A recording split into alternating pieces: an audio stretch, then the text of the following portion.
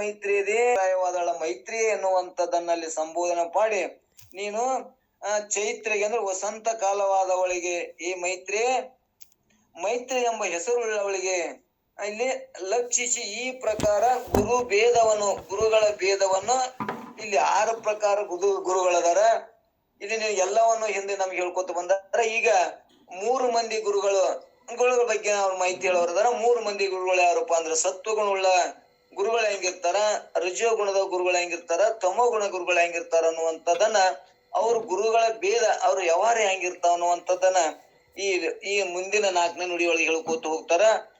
ಉತ್ಪಲ ನೇತ್ರಿಗೆ ಮತ್ತು ನಿರ್ಮಲ ಗಾತ್ರಿಗೆ ಎಂಬೆರಡು ವಿಶೇಷಗಳಿಂದ ಪುಣ್ಯಮಯವಾದ ಸ್ಥೂಲ ಶರೀರ ಉಳ್ಳವಳೆಂದು ಸಗುಣ ಸಣ್ಮಣಿಗಳ ಸೂತ್ರಿಗೆ ಎಂದು ಹೇಳುವುದರಿಂದ ಶುದ್ಧವಾದ ಲಿಂಗ ಶರೀರ ಮತ್ತು ಅಂದ್ರ ಇದು ಹೆಂಗದ ಸ್ಥೂಲ ಶರೀರ ಅದು ಪುಣ್ಯಮಯವಾದ ಶರೀರ ಉಳ್ಳವಳದಿ ಮತ್ತು ಲಿಂಗ ಶರೀರ ಉಳ್ಳವಳೆಂದು ಸೂಚಿಸಿದಂತಾಯ್ತು. ಅಂಗ ಮತ್ತು ಲಿಂಗ ಎರಡನ್ನೂ ಪರಿಶುದ್ಧ ಮಾಡಿಕೊಂಡವಳೆ, ಎರಡನ್ನೂ ಸದೃಢ ಹೊಂದಿದವಳೆ. ನಮಗ್ ಮಾನಸಿಕ ಬಹಳ ವೀಕ್ ಅದ. ಒಂದ್ ಮಾತ್ ನಮಗಂದ್ರ ಒಂದ್ ಮಾತ್ ಏನ್ರ ಉದಾಮನ್ ತಪ್ಪು ಇದ್ರ ದೌಡಿ ಅದ ನಾವು ಮನುಷ್ಯನ ಇಟ್ಕೊಂಡು ಅಷ್ಟು ಮನಸ್ಸು ನಮ್ದು ತಪ್ಪದ ಕಡೆ ಬಾಳ ಲಕ್ಷ್ಯ ಹೋಗ್ತದ. 100 ಮಾತು ಚಲೋ ಹೇಳಿರ್ತಾರ, 100 ಮಾತು ನಮ್ಗೆ ಒಳ್ಳೆ ಮಾತು ಹೇಳ್ತಾರ. ಇವತ್ತ ದೈವಿ ಸಂಪತ್ತು ಗುಣಗಳೊಳಗ ನಮ್ಗೆ ಇಷ್ಟು ಗುಣಗಳದಾವ ನಾವು ಇಷ್ಟು ಹೇಳಿರ್ತೇವೆ. ಆದ್ರೆ ಒಂದ್ ಮಾತುಗಳನ್ನ ಸುರಿ ಸಂಪತ್ತವ್ರು ಅಂದ್ರ ನಮ್ಗೇನಾಗ್ತದ ಸಹನೆ ಆಗುದಿಲ್ಲ. ಯಾಕಂದ್ರ ನಮ್ ಮನಸ್ಸು ಅಷ್ಟು ವೀಕ್ ಇರ್ತದ. ನಮ್ ಮನಸ್ಸು ಅಷ್ಟು ಏನಾಯ್ತಪ್ಪ ಅಂದ್ರ ಅದೃಢ ಇರ್ತದ, ದೃಢ ಇರಂಗಿಲ್ಲ. ಇದು ಎಲ್ಲಾ ಮಿಥ್ಯಾವು.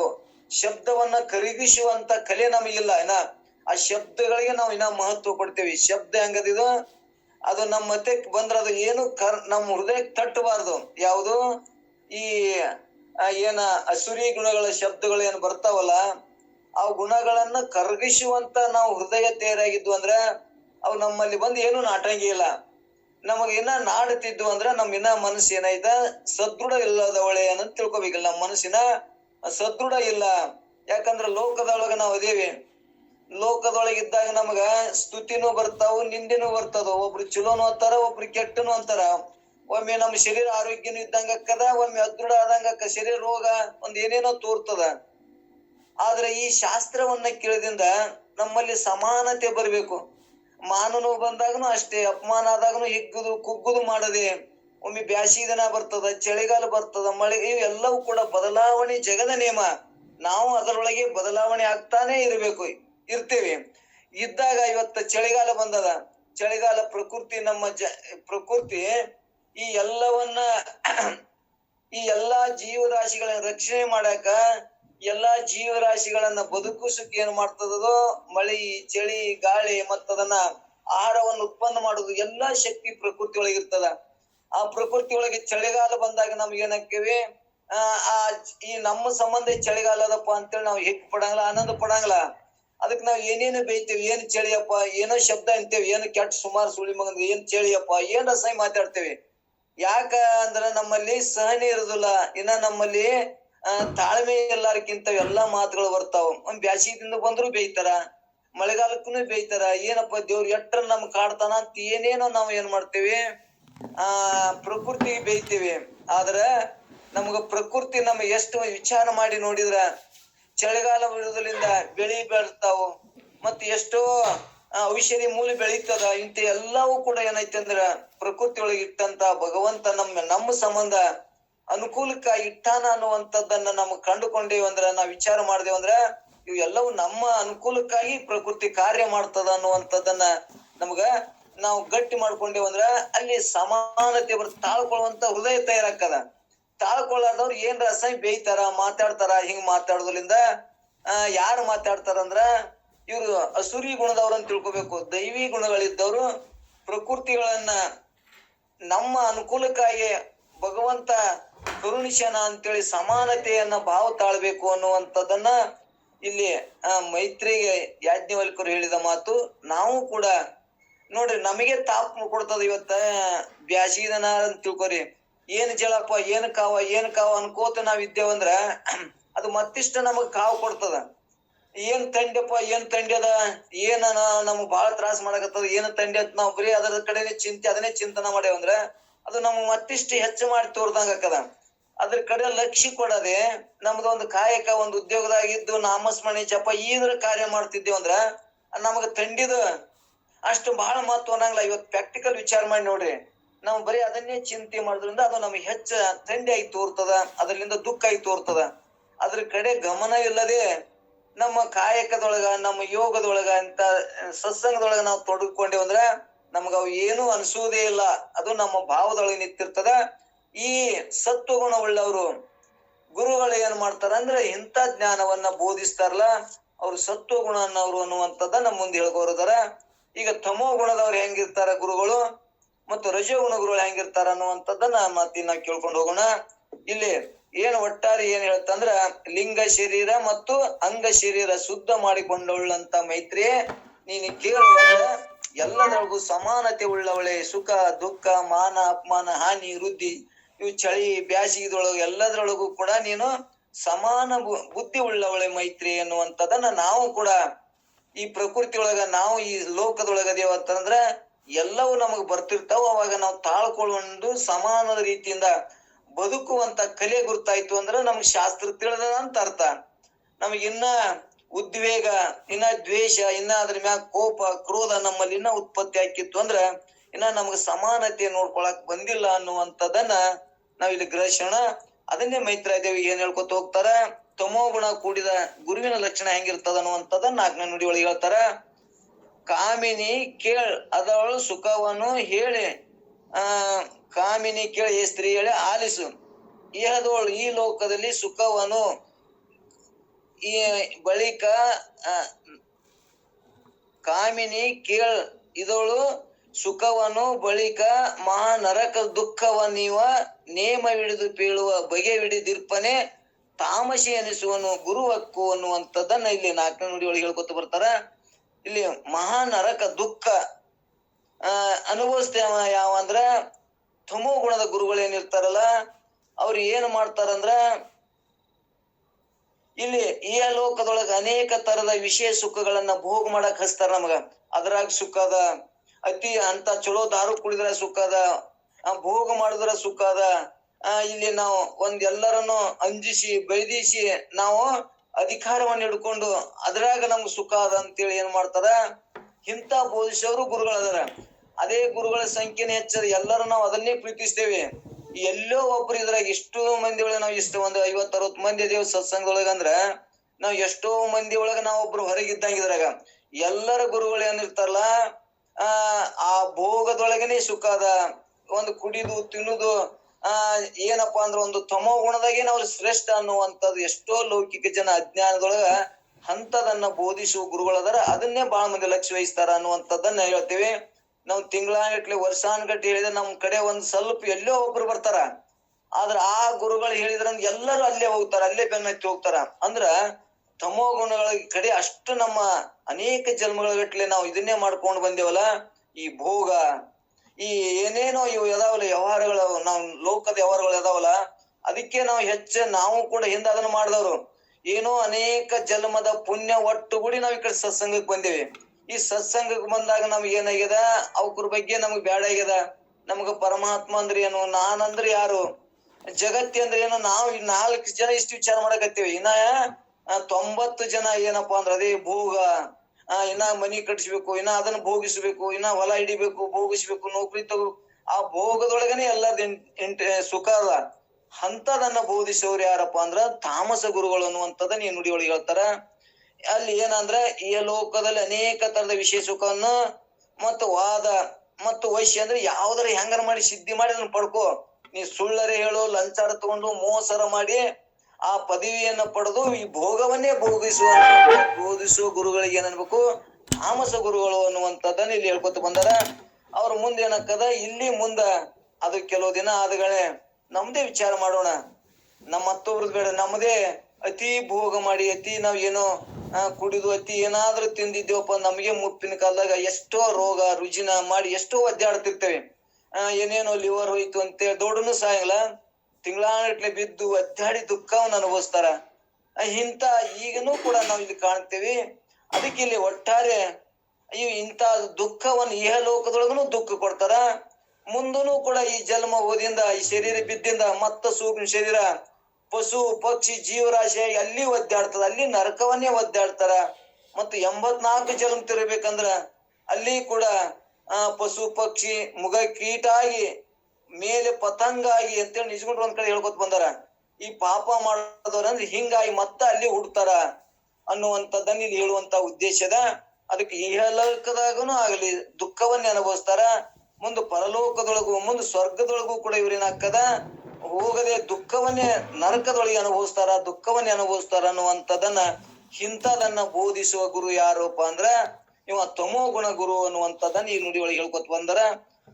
ಯಾವನು ಇಹಲೋಕದಲ್ಲಿ ಅನೇಕ ತರದ ವಿಷಯ ಸುಖವನ್ನು ವಾದ ವಶ್ಯ ಮೊದಲಾದಗಳಿಂದ ಉಂಟು ಮಾಡಿಕೊಟ್ಟು ಪರಲೋಕದಲ್ಲಿ ನರಕ ಮಹಾ ದುಃಖವನ್ನು ಕೊಡುವವನು ಅವನು ಯಾವ ಗುರು ಅಂದ್ರೆ ತಮೋಗುಣದಿಂದ ಕೂಡಿದಿಂದ ತಾಮಸ ಗುರು ಎಂದು ಇಲ್ಲಿ ತಿಳ್ಕೊಬೇಕು. ಇಂಥದನ್ನ ಯಾರು ಹೇಳ್ತಾರೆ ಕೇಳ್ತಾರಪ್ಪ ಅಂದ್ರ ನಾವೆಲ್ಲರೂ ತಾಮಸಿಗಳೇ ಅಂತ ತಿಳ್ಕೊಬೇಕು. ಇಲ್ಲಿ ನಾವು ಇಲ್ಲಿನೂ ದುಃಖವನ್ನೇ ಅನುಭವಿಸ್ತೀವಿ ಅಂದ್ರ ಮುಂದ ಪರಧನ ಪರಸ್ತ್ರೀ ಪರದೈವಗಳಿಗೆ ನಮ್ಮ ಮನಸ್ಸು ಎಳಿಸ್ತಿರ್ತದ ನೋಡೋದು, ಅವ್ರೆಲ್ಲಾನು ಇಲ್ಲಿ ದುಃಖ ಅನುಭವಿಸ್ತಾರ. ಮುಂದ್ ಸತ್ತಿಂದನೂ ಕೂಡ ದೇಹ ಬಿಟ್ಟಿಂದನೂ ಕೂಡ ಸೂಕ್ಷ್ಮ ಶರೀರ ಅವಾಗ ದುಃಖ ಅನುಭವಿಸ್ತದ. ಇಲ್ಲಿ ಕೂಡ ಈ ಶರೀರ ಜೊತೆ ಕೂಡಿ ಈ ಜೀವ ಸೂಕ್ಷ್ಮ ಶರೀರ ಜೊತೆ ಕೂಡಿ ಇಲ್ಲಿ ದುಃಖ ಅನುಭವಿಸ್ತದ. ಇಲ್ಲಿ ಮುಂದ ಸತ್ತಿಂದನೂ ಕೂಡ ದುಃಖ ಮತ್ತ ಏನೇನೋ ಜೀವರಾಶಿಗಳು ಬಿಟ್ಟು ಅಲ್ಲಿ ದುಃಖ ಅನುಭವಿಸ್ತದ. ಮುಂದ ನರಕವನ್ನೇ ಅನುಭವಿಸ್ತದ ಅನ್ನುವಂಥದ. ನರಕ ಒಂದಿಲ್ಲ, ಇವೇ ಜೀವರಾಶಿಗಳಾಗಿ ನರಕವನ್ನೇ ಅನುಭವಿಸ್ತದ ಅನ್ನುವಂಥದ್ದನ್ನ. ಅದಕ್ಕೆ ಇಲ್ಲಿ ಒಟ್ಟಾರೆ ಏನಾಗಬೇಕಪ್ಪ ಅಂದ್ರ ಆ ತಮೋ ಗುಣದಿಂದ ಆದಷ್ಟು ರಜೋ ಗುಣಕ್ಕ ಆದಷ್ಟು ಇಂಥ ಸತ್ಸಂಗಕ್ಕೆ ಬರೋದು, ಒಂದಿಷ್ಟು ಒಳ್ಳೆ ನಾಮಸ್ಮರಣೆ ನಾಮ ಜಪ ಮಾಡ್ಕೋತೆ ಜರ ಈ ಕಡೆ ಲಕ್ಷ್ಯ ಕೊಟ್ಟೇವಂದ್ರ ತಮೋ ಗುಣದಿಂದ ಹೊರಗೆ ಬರ್ತೇವೆ. ಮತ್ತ ರಜೋಗುಣ ತಮಗುಣ ಇರ್ಲಿ, ಮುಂದೆ ರಜೋಗುಣಕರ ಬಂದಿಂದ ರಜೋಗುಣ ಒಂದಿನ ಬಿಡೋಲ್ನಾಕ ಸತ್ಸಂಗ ಬರೋಲ್ನಾಕ ಹೋಗೋಲ್ನಾಕ ಕೇಳೋಲ್ನಾಕ ಮಾಡ್ಕೋತಿರೋಲ್ನಾಕ ಮುಂದ್ ಒಮ್ಮೆರ ಆ ಸತ್ವ ಗುಣವನ್ನು ಸುಖ ಅನುಭವಿಸಕತ್ನಂದ್ರ ತಮಗುಣ ಬಿದ್ದು ಹೋಗ್ಬಿಡ್ತದ. ರಜೋಗುಣದೊಳಗ ಒಮ್ಮೆ ಈ ಕಡೆ ಸತ್ಸಂಗ ಬರೋದು, ಒಮ್ಮೆ ಗುರುಸೇವಾ ಮಾಡೋದು ಮತ್ ಬಿಡುದು ಹೋಗುದು ಮಾಡ್ಕೋತಿರೋಲ್ನಾಕ ಮತ್ ಒಮ್ಮೆರ ಈ ಸುಖವನ್ನ ಏನ್ ಮಾಡ್ತದ ರಜೋಗುಣ ಕಡೆ ಬಿಟ್ಟು ಒಮ್ಮೆ ಸತ್ವಗುಣಕ್ಕೆ ಹೋಗ್ತದ. ಸತ್ವ ಗುಣದಾಗ ಇದ್ರ ಆನಂದ ಇದ್ರ ಸುಖ ಗೊತ್ತಾಗಕತ್ತು ಅಂದ್ರ ರಜೋಗುಣದ ಕಡೆ ಹೃದಯ ಕೂಡ ಅಲ್ಲಿ ಮನಸ್ಸು ನಿಂದಿರ್ತದ. ಮತ್ತ ಅವ ರಜೋಗುಣವಾಗಿ ಇಂತ ಸತ್ವಗುಣ ಪರಮಾತ್ಮನ ಚಿಂತನೆ ಸಾತ್ವಿಕ ಬದುಕು ಮತ್ತು ನೈಜವಾದ ಬದುಕು ಅನ್ನ ಕಳಿತಾನ. ಅವಾಗ ಮುಖವಾಡ ತಾನೇ ಬಿದ್ದು ಹೋಗ್ತಾವ ಅಂತ ನೈಜವಾದ ಬದುಕನ್ನು ಕೂಡ ಈ ಸತ್ವಗುಣ ಬೋಧಿಸುವಂತ ಗುರುಗಳಿಂದ ಈ ಸತ್ವಗುಣ ವೃದ್ಧಿ ಆಗ್ತದ ಅನ್ನುವಂಥದ್ದನ್ನ ಮುಂದೆ ಹೇಳ್ಕೊತ ಹೋಗ್ತಾರ. ರಾಜಸ ಗುಣ ಲಕ್ಷಣ, ಇದು ತಮೋ ಗುಣದ ಲಕ್ಷಣ ಹೇಳಿದ್ರು. ಇನ್ನ ರಾಜಸ ಗುಣದ ಲಕ್ಷಣ ಏನ್ ಹೇಳ್ತಾರಪ್ಪ ಅಂದ್ರ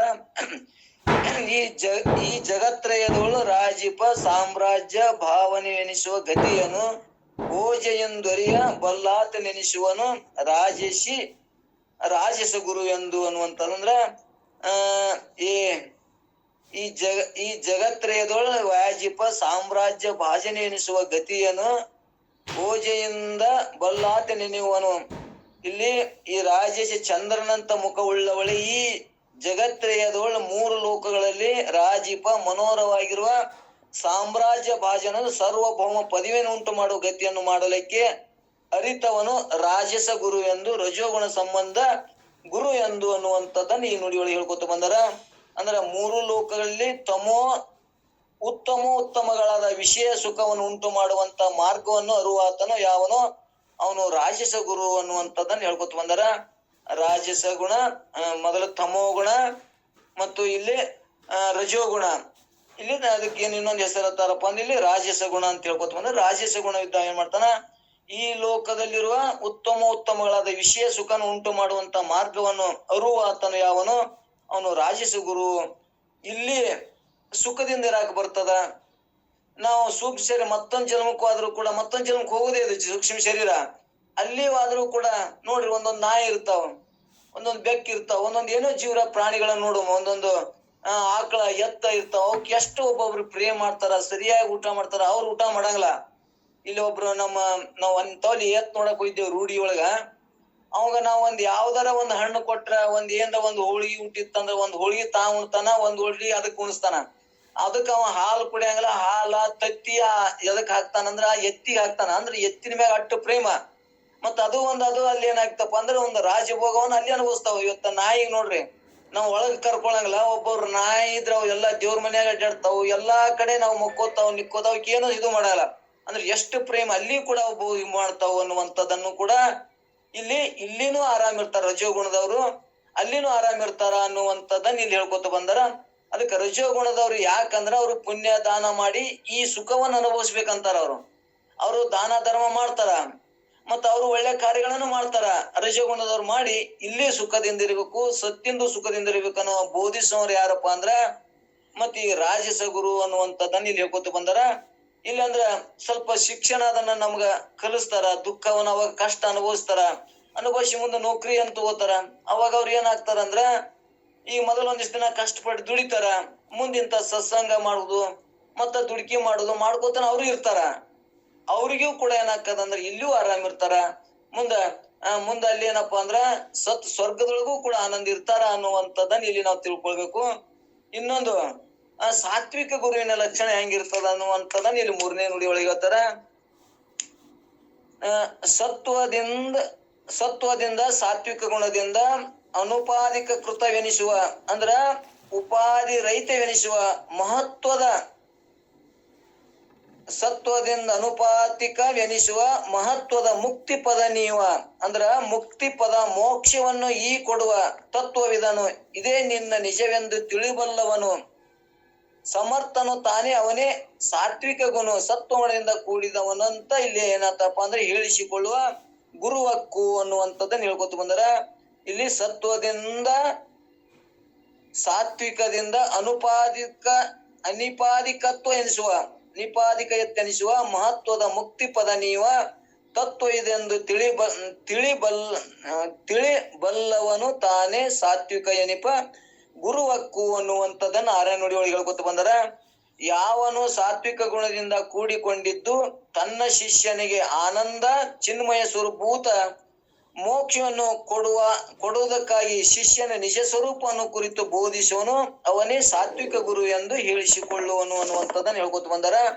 ಅಂದ್ರೆ ಇಲ್ಲಿ ಸಾತ್ವಿಕ ಗುಣದಿಂದ ಕೂಡಿಕೊಂಡು ಇಂಥ ಶಾಸ್ತ್ರ ಎಲ್ಲರೂ ನನ್ನಂತೆ ಎಲ್ಲರಲ್ಲಿ ಪ್ರೀತಿ ಹೃದಯ ಇಟ್ಟುಕೊಳ್ಳುವುದು ಮತ್ತು ಎಲ್ಲಾ ಧರ್ಮಗಳನ್ನು ಪ್ರೀತಿಸುವುದು ಮತ್ತು ಆ ಗುರುವಿನಲ್ಲಿ ಅಪಾರವಾದ ನಂಬಿಕೆ ಇಟ್ಟುಕೊಳ್ಳುವುದು, ಭಗವಂತನೇ ಸದ್ಗುರುನಾಥಂತೆ ತಿಳಿಕೊಳ್ಳುವುದು. ಇಂಥದನ್ನ ಯಾರು ಬೋಧಿಸ್ತಾರ ಅಂದ್ರೆ ಇಹಲೋಕದೊಳಗನು ಸುಖವನ್ನು ಉಂಟು ಮಾಡ್ತಾರ, ಮುಂದೆ ಪರಲೋಕದೊಳಗ ಸತ್ತಿಂದು ಕೂಡ ಅವ ಮೋಕ್ಷ ಸ್ವರ್ಗವನ್ನೇ ಅನುಭವಿಸ್ತಾನ. ಮುಂದ ಅವ ಹೆಂಗಾಗ್ತಾನ ಮುಕ್ತಿನೂ ಅಂತಾನ. ಅಂದ್ರ ಮುಕ್ತಿ ಅಂದ್ರೆ ಈ ಭವಕ್ಕೆ ಬರ್ಲಾರ್ದಂಗ. ಈ ಭವ ಅಂದ್ರೆ ಹೆಂಗದ ಅಂದ್ರೆ ಭಯಾನಕ ಅದ ಅನ್ನುವಂಥದ್ದನ್ನ ನಾವ್ ಕೇಳ್ಕೊತೀವಿ. ಹೆಂಗದ ಈ ಸಂಸಾರ ನೋಡ್ರಿ, ಜರ ನಿತ್ ನೋಡಿದ್ರ ಯಾವ ಮೈಲಾರ ಎಂತವ್ರಿಗಾದ್ರೂ ದುಃಖ ಕೊಡ್ತದ. ಇದು ಜ್ಞಾನ ಇದ್ದಾವ ಅದನ್ನ ಏನ್ ಮಾಡ್ತಾನ ಅಂದ್ರೆ ಅದನ್ನ ಸ್ವಲ್ಪ ಅದರ ಧರ್ಮ ಅಂತ ತಿಳ್ಕೊಂಡು ಯಾವದನ್ನ ಮೋಕ್ಷವನ್ನ ಕೊಡ್ತಿರ್ತಾನ ನೋಡು, ಸಾತ್ವಿಕ ಗುಣದಿಂದ ಹೇಳಿ ಆನಂದವಾಗಿ ಚಿನ್ಮಯ ಸ್ವರೂಪನಾಗಿ ಈ ಭೂತಾದಿಗಳ ಮೋಕ್ಷವನ್ನ ಕೊಡುವುದಕ್ಕಾಗಿ ತನ್ನ ಶಿಷ್ಯನಿಗೆ ನಿಜ ಸ್ವರೂಪದ ಅರಿವನ್ನ ಬೋಧಿಸ್ತಕ್ಕಂತ ಗುರು ಯಾರಾದ್ರೂ ಇದ್ರಪ್ಪ ಅಂತಂದ್ರ ಅದು ಸಾತ್ವಿಕ ಗುರುವಿನ ಲಕ್ಷಣ ಅಂತ ಹೇಳ್ತಾರೆ. ನೋಡ್, ಶಿಷ್ಯ ಯಾವ ಮೆಟ್ಟಲ್ದೊಳಗ ಅದಾನ ಅವನ ಆದಿಯಲ್ಲಿ ಆಳದಲ್ಲಿ ಹೋಗಿ ಆತನ ಬಗ್ಗೆ ಬಹಳ ಸವಿಸ್ತಾರವಾಗಿ ನಿನ್ನ ಸ್ವರೂಪದ ಬಗ್ಗೆ, ಚಿನ್ಮಯ ಸ್ವರೂಪದ ಬಗ್ಗೆ ನೀ ಹೀಗದಿ, ನೀ ಈ ಅರಿವಿನೊಳಗಿರ್ಬೇಕು, ಈ ರೀತಿ ಇದ್ರೆ ನಮಗ ನಿಜ ಸ್ವರೂಪ ತಿಳಿತದ ಅನ್ನುವಂಥದ್ದನ್ನ ಆ ಮೋಕ್ಷದ ದಾರಿಯನ್ನು ಹೇಳಕ ಹೋಗ್ತಕ್ಕಂತ ಲಕ್ಷಣಗಳೇನದಾವಲ್ಲ, ಆ ಲಕ್ಷಣಗಳು ಯಾರು ಒಪ್ಪ ಅಂತ ಕೇಳಿದರ ಅದು ಸಾತ್ವಿಕ ಗುಣದ ಗುರುವಿನ ಲಕ್ಷಣ ಅಂತ ಆಗ್ತದ. ಇನ್ನ ಗುಣಗಂಧದಿಂದ ಕೂಡಿರ್ತಕ್ಕಂಥ ಗುರುವಿನ ಲಕ್ಷಣ ಯಾವುದಪ್ಪ ಅಂತ ಕೇಳಿದ್ರ ಈ ಆ ಎಲ್ಲಾ ಲಕ್ಷಣಗಳು ಸಿದ್ಧಿಗಳದಾವಲ್ಲ, ಸಿದ್ಧಿಗಳು ಅಷ್ಟ ಸಿದ್ಧಿಗಳು ಅಂತೇಳಿ ಆ ಅಷ್ಟ ಸಿದ್ಧಿಗಳನ್ನ ವಶಪಡಿಸಿಕೊಂಡಿರ್ತಕ್ಕಂಥ ಗುರು ನನಗ ಅಷ್ಟ ಸಿದ್ಧಿ ಆಗ್ಯದ, ನಾನು ಏನ್ ಬೇಕಾದನ್ನ ಮಾಡ್ತೀನಿ ಅಂತ ತಿಳ್ಕೊಂಡು ಅವನ ಬಳಿ ಆ ಸ್ವಭಾವಗಳು ಇರುವುದಿಲ್ಲ. ಅವೆಲ್ಲ ಏನಾಗಿತ್ತಪ್ಪ ಅಂತಂದ್ರ ಸಗುಣದಲ್ಲಿ ಮಾಡ್ಕೊಂಡು ಸಗುಣದಲ್ಲಿ ಅವ ಏನ್ ಮಾಡ್ತ ಪ್ರವೇಶ ಆಗುದಿಲ್ಲ, ಅವ ನಿರ್ಗುಣದಲ್ಲಿ ಆಗ್ತಾನ. ನಿರ್ಗುಣ ಯೋಗವನ್ನ ಮಾಡುತ್ತಾ ಕೇವಲ ಮೋಕ್ಷದ ದಾರಿಯನ್ನು ಯಾವನು ತಿಳಿಸುವನು, ಅದು ಬಿಟ್ಟು ಮತ್ತೊಂದು ಏನು ಇಲ್ಲ. ಯಾವ ಸ್ವಲ್ಪ ಅವಂಗೆಲ್ಲಾ ಸಿದ್ಧಿ ವಶವಾಗಿರ್ತಾವ, ಅವು ಯಾವ ಉಪಯೋಗ ಮಾಡ್ತಿರೋದಿಲ್ಲ ಅವ ಗುರು. ಆ ಶಿಷ್ಯನ ಒಳ್ಳೆಯ ಲಕ್ಷಣಗಳಿಂದ ಕರೆದುಕೊಂಡು ಹೋಗಿ ಮೋಕ್ಷದ ದಾರಿ ಸಿಗಬೇಕಾದ್ರ ನನ್ನ ನಿಜ ಸ್ವರೂಪದ ಅರಿವು ಆಗಬೇಕು, ಅದನ್ನ ತಿಳಿಬೇಕು. ಬೇರೆ ಯಾವುದ ಆಶೆ ಆಮೇಶಗಳು ಇಲ್ಲಿ ಬರುವುದೇ ಇಲ್ಲ, ಎಲ್ಲಾ ಕಳಿಚೋಗಿರ್ತಾವು. ತಮೋ ಗುಣದಾಗ ಕಳಿಚೋಗಿರ್ತದ, ರಾಜಸ ಗುಣದೊಳಗ ಅದಕ್ಕಿನ ಅಲ್ಲಿ ಬಂದಿಷ್ಟು ಕವಚಗಳನ್ನ ಕಳಿಸಿ ಹೋಗ್ತಾವು. ಅದರಂತ ಸತ್ವ ಗುಣದ ಸಾತ್ವಿಕ ಗುರುವಿನ ಲಕ್ಷಣಗಳಲ್ಲಿ ಹೇಳ್ತಕ್ಕಂಥದ್ದು ಅಲ್ಲಿ ಇಷ್ಟು ಕವಚಗಳನ್ನ ಬೀಳ್ತಾವು. ಕೊನೆಯದಾಗಿ ಒಂದೊಂದು ನಮ್ಮಲ್ಲಿರ್ತಕ್ಕಂಥ ಅವಗುಣಗಳನ್ನ ಕಳೆದುಕೊಳ್ಳುತ್ತಾ ಕೊನೆಯದಾಗಿ ಎಲ್ಲಿ ಬರ್ತಾರ ಗುರು, ಗುಣಗಂಧದಲ್ಲಿ ಇರ್ತಕ್ಕಂಥದ ಲಕ್ಷಣಗಳು ಯಾವ ಹೇಳ್ತಾನ ಆತ ಗುಣಗಂಧ ಗುರು ಅಂತೇಳಿ ಹೇಳ್ತಾರ. ಅಲ್ಲಿ ಯಾವುದೇ ಅಷ್ಟ ಸಿದ್ಧಿ ವಶ ಮಾಡ್ಕೊಂಡ್ರು ಅದ್ರೊಳಗ ಅವ ಪ್ರವೇಶ ಆಗುದಿಲ್ಲ. ನಿರ್ಗುಣ ಯೋಗವನ್ನು ಉಂಟು ಮಾಡ್ತಾನಲ್ಲ ಅವತ್ತ ಯಾವಾಗಲೂ ಮೋಕ್ಷದ ದಾರಿಯನ್ನ ತಿಳಿಸ್ತಾನಲ್ಲ, ಅಂತ ಮೋಕ್ಷದ ದಾರಿಯನ್ನ ತೋರ್ಸಕ್ಕಂತ ಗುರು ಯಾರಾದ್ರೂ ಇದ್ರ ಅವನ ಲಕ್ಷಣಗಳು ಹೇಗಿರ್ತಾವಪ್ಪ ಅಂದ್ರೆ ಗುಣಗಂಧದಿಂದ ಕೂಡಿದ ಗುರು ಎಂದು ನೀನು ತಿಳಿಬೇಕು ಅಂತ ತಿಳ್ಕೊಂಡು ಹೇಳ್ತಾರ. ಇನ್ನ ಕೊನೆಯದಾಗಿ ಪರಮ ಸದ್ಗುರು. ಪರಮ ಸದ್ಗುರು ಲಕ್ಷಣ ಹೇಗಿರ್ತಾವಪ್ಪ ಅಂತಂದ್ರ ಅವನ ಲಕ್ಷಣ ಹೇಗಿರ್ತಾವ ಅಂದ್ರ ಆತ ಏನು ಹೇಳ್ಕೊಳ್ಳೋದಿಲ್ಲ. ನಾನು ಹೀಗದೀನಿ, ನಾ ಹೀಗದೀನಿ, ಹಿಂಗಿದ್ರನೆ ಪರಮ ಗುರು ಶ್ರೇಷ್ಠ ಗುರು ಅಂತ ಏನೇನು ಹೇಳ್ಕೊಳ್ಳೋಲ್ಲ. ಅವ ದೇಹದ ಅಭಿಮಾನಿ ಅವನಿಗೆ ಇರೋದಿಲ್ಲ. ಅವತ್ ಏನಿರ್ತಾನಪ್ಪ ಅಂತಂದ್ರ ತನ್ನ ಸ್ವರೂಪದ ಆನಂದದೊಳಗ ಮುಳುಗಿ ಬಿಟ್ಟಿರ್ತಾನ, ತನ್ನ ಪರಿಪೂರ್ಣ ಆಗಿ ಬಿಟ್ಟಿರ್ತಾನೆ. ಪರಿಪೂರ್ಣ ಆದಾಗ ಅಲ್ಲಿ ಏನು ಯಾರಿಗೆ ಹೇಳುವಂತದ ಅವಶ್ಯಕತೆ ಬೀಳುವುದಿಲ್ಲ. ಎಲ್ಲವನ್ನ ಬಲ್ಲವನ್ನಾಗಿದ್ದೂ ಸಹ ನಾನು ಇಷ್ಟು ಬಲ್ಲವನಾಗಿನಿ ಅಂತೇಳಿ ಯಾರ ಮುಂದೆ ತೋರಿಸಿಕೊಳ್ಳುದಿಲ್ಲ. ಸಕಲ ಪ್ರಾಣಿಗಳಲ್ಲಿಯೂ ಪ್ರೀತಿಯನ್ನ ತೋರಿಸ್ತಕ್ಕಂಥವ್ರು, ಅವ್ರ ನಡೆ ಆಚಾರ ವಿಚಾರಗಳಲ್ಲಿಯೇ ಕಂಡುಕೊಳ್ಬಹುದು ನಾವು. ಯಾವ ಗುರು ಯಾವ ಸ್ಥಾನದಲ್ಲಿ ಯಾವ ಶಿಷ್ಯ ಯಾವ ಹಂತದಲ್ಲಿ ಇದಾನ ಅಂತ ತಿಳ್ಕೊಂಡು ತಿಳ್ಕೊಬೇಕಾಗಿತ್ತಪ್ಪ ಅಂತಂದ್ರ ಅವನೇನು ಪ್ರಶ್ನೆಗಳು ಮಾಡುವಂತಿಲ್ಲ. ಅವನ ಆಚಾರ ವಿಚಾರ ನಡೆ ನುಡಿಗಳಲ್ಲಿಯೇ ನಾವು ಗುರುತಿಸ್ಕೊಳ್ಬಹುದು.